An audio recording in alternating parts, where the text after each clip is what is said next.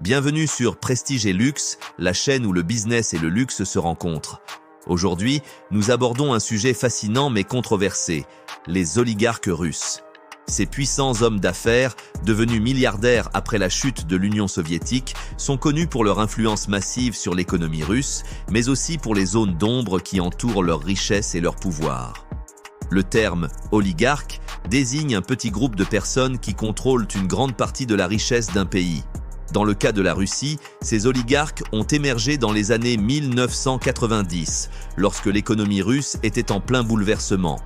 Suite à la privatisation massive des actifs de l'État, un nombre restreint d'individus a pu acquérir d'énormes parts dans les secteurs les plus rentables, comme le pétrole, le gaz ou les minerais.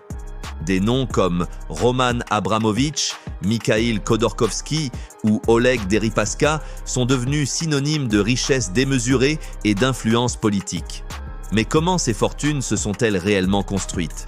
Un des aspects sombres de cette histoire réside dans les méthodes utilisées pour accumuler de telles richesses.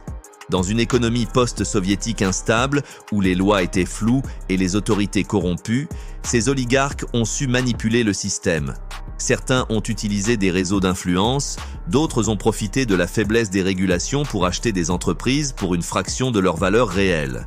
Ces acquisitions ont parfois été accompagnées d'intimidations, voire d'accusations de violence.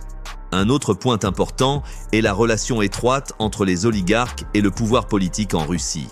Certains d'entre eux ont su s'attirer les faveurs du Kremlin, devenant ainsi indispensables au pouvoir en place. En échange de leur soutien financier ou politique, ils ont pu obtenir des privilèges et une protection contre d'éventuelles enquêtes. À l'inverse, ceux qui se sont opposés au pouvoir, comme Mikhail Khodorkovsky, ancien patron de la plus grande compagnie pétrolière russe Yukos, ont vu leur empire s'effondrer et se sont retrouvés derrière les barreaux. Cette dynamique soulève des questions sur la liberté d'entreprendre en Russie et sur le véritable coût de la richesse pour ces oligarques. À mi-parcours, nous avons déjà vu comment ces fortunes se sont construites, mais il est également intéressant de s'intéresser à leur style de vie. Les oligarques russes sont réputés pour leur goût du luxe ostentatoire. Ils possèdent des yachts de plusieurs centaines de millions de dollars, des propriétés somptueuses à Londres, New York ou sur la Côte d'Azur et des collections d'art inestimables. Ces acquisitions sont non seulement des symboles de pouvoir, mais aussi des moyens d'investir dans des actifs qui échappent aux incertitudes de l'économie russe. Cependant, derrière ce faste se cache une réalité troublante.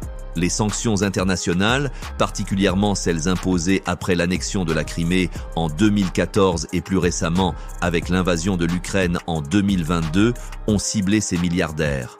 Leurs actifs ont été gelés, leurs yachts et villas saisis, et leurs entreprises ont subi des pertes importantes. Ces mesures ont poussé certains oligarques à quitter la Russie ou à réévaluer leurs liens avec le pouvoir. En conclusion, les oligarques russes représentent un mélange fascinant de richesse, de pouvoir et de scandale. Leurs fortunes se sont construites dans un contexte d'incertitude économique et politique, mais les défis auxquels ils font face aujourd'hui montrent que même les plus puissants ne sont pas à l'abri des conséquences de leurs alliances. Derrière le luxe et la puissance se cachent des secrets sombres qui méritent d'être explorés. Merci d'avoir regardé cette vidéo. Si vous avez apprécié ce contenu, n'oubliez pas de liker, partager et vous abonner à Prestige et Luxe. À très bientôt pour de nouvelles révélations sur le monde du luxe et du pouvoir.